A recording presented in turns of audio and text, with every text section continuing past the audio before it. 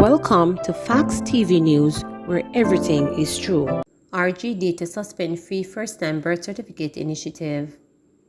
The Registrar General's Department, RGD, says it will temporarily be suspending the printing of first free birth certificates effective Monday, September 19. The RGD says it will also be temporarily limiting the maximum number of certificates which can be applied and paid for effective on Monday, September 19. The RGD says this is due to supply chain logistic issues brought on by the COVID-19 pandemic.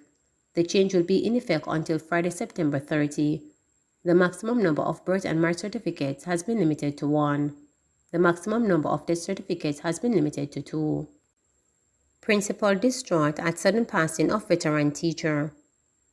Principal of the Petersfield High School in Westmoreland, Ron Green, said he froze when he got news of the sudden passing of one of his teachers, Charmaine James.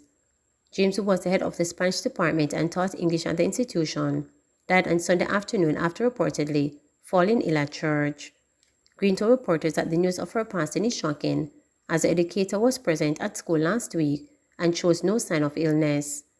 I would have received a call from my VP that Miss James had passed. I was shocked because I spoke to her. I interacted with Miss James Friday afternoon, a distraught Green said. When reporters visited the institution on Monday, staff members were locked in a session with grief counselors from the Ministry of Education who sought to comfort them. Green said the situation is rather difficult for the afternoon shift teachers because they did not get a chance to say their goodbyes to the educator many deemed as humble and pleasant. They are shocked, they are crying, they are actually mourning her loss, the principal said, noting that he informed parents via WhatsApp to keep their children home on Monday. This, he said, would allow the teachers to mourn, as many work with her and were taught by her.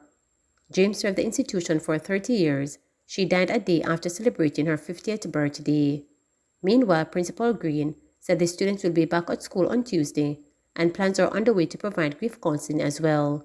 We are trying to get speakers right now to come in on both shifts just to speak with them and ensure that they also cater to as well, Green disclosed. One of James' past students, Kadiana Young, is deeply saddened by her passing. She taught me Spanish in first and second forms. She was very humble, quiet, but a no-nonsense person, she told reporters. She would go the extra mile to ensure that her students understood what was being taught. In the meantime, Principal Green has expressed condolences to the James immediate family.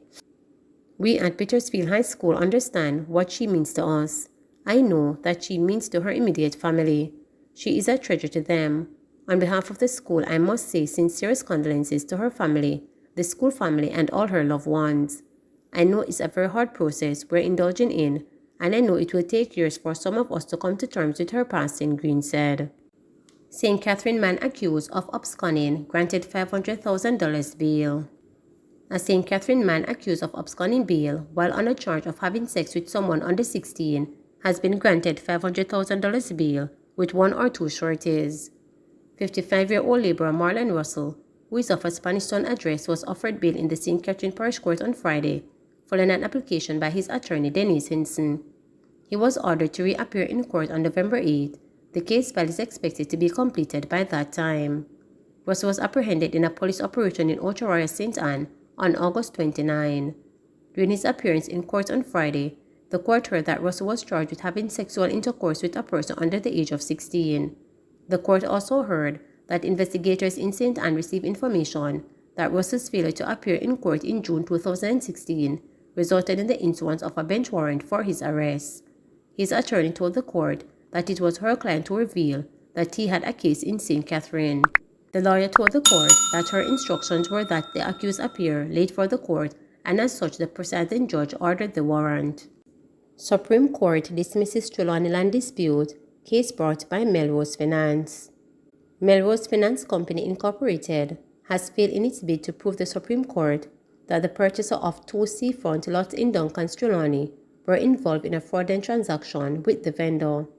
The company stated in its claim, which was filed in November 2020, that it purchased the lots from Duncan Bay Developments Limited, and by adverse possession, defendant Noel Sutherland and Kenneth Morris obtained titles for the lots.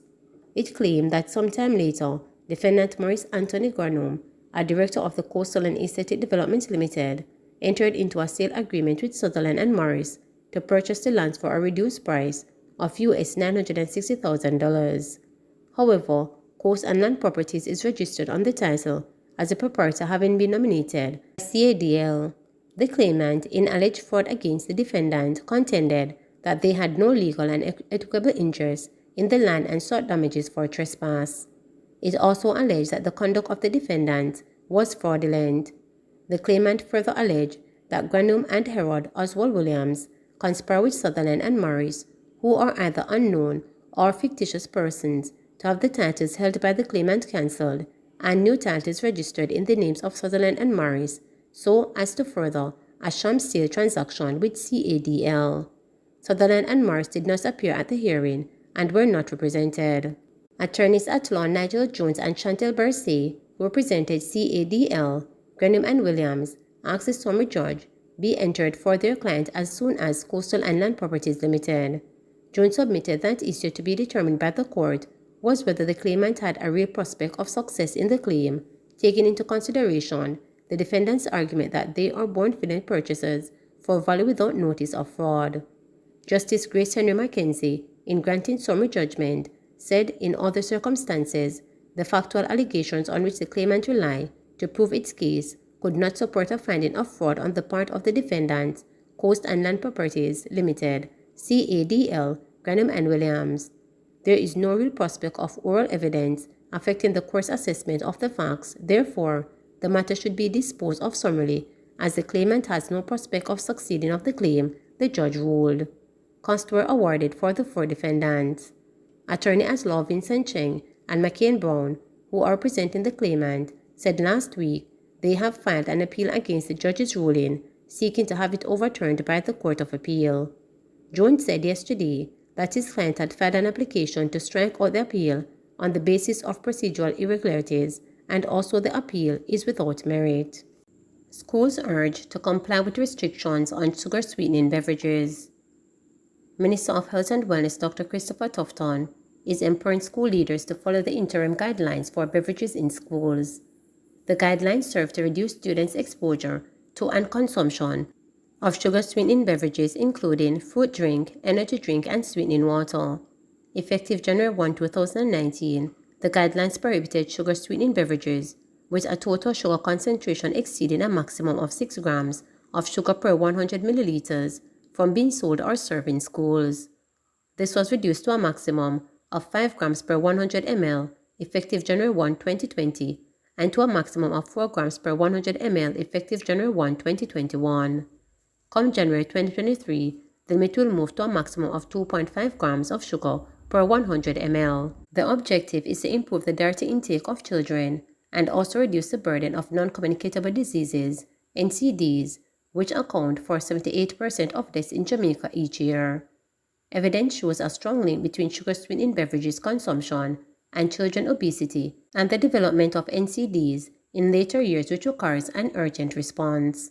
The minister, who spoke at a recent press briefing at the Jamaica Pegasus Hotel in New Kingston, said that some schools are not adhering to the guidelines, citing a recent youth risk and resiliency behavior survey, which indicated that 68% of Jamaican students ages 13 to 15 were identified as consuming 1 or more carbonated or sweetening drinks 2 or more times per day. He said that school leaders must do more to ensure the students can access healthier beverages choices.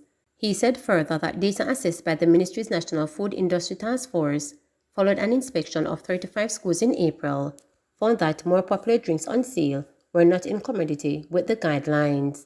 It is important that we respond to this because sugar is addictive, and our young people will become addicted, and they will continue as part of their lifestyle to consume this excess sugar, which ultimately will lead to health issues later on in life, Minister Tufton pointed out. He said that stricter monitoring of drinks sold at schools will be done, while stressing that the time is now to intervene and provide children with the guidance and support so that they can live a wholesome life and become the productive adults that we all deserve them to be. Meanwhile, Minister of Education and Youth Favour Williams, who also addressed the session, reported that over 600 principals, senior teachers, school nurses, physical education teachers, health and family life teachers, cultural agents, and guidance counselors have been sensitized on an institutional plan for schools. This is geared at promoting healthy consumption choices and physical activity among students. We are again appealing to all stakeholders to follow the guidelines in the interest of their own good health and that of their children, the minister appealed. Jamaica reports 71 new COVID-19 cases, 2 deaths. The Minister of Health and Wellness reported 71 new COVID-19 cases and 2 deaths on Sunday, September 18, bringing the infection total to 151,340. The new cases comprise 46 females and 25 males, with ages ranging from 6 days to 86 years. The cases were recorded in Kingston and St. Andrew 20, St. Catherine 13, St. Anne 9, Clarendon 7, St. James 6, St. Mary 4, Trelawney 3, Westmoreland 3, St. Thomas 2, St. Elizabeth 2, Portland 1, and Manchester 1. 2 deaths were recorded for the period. These were a 53-year-old male and a 64-year-old female from Kingston and St. Andrew. There were 116 recoveries in the last 24 hours, bringing the total to 98,252. Currently, 102 people are hospitalized, 26 of whom are moderately ill, 7 severely ill, and 2 in critical condition. Jamaica's positivity rate for the latest round of testing is 16.2%. Please remember to subscribe, like, share, and click the notification bell.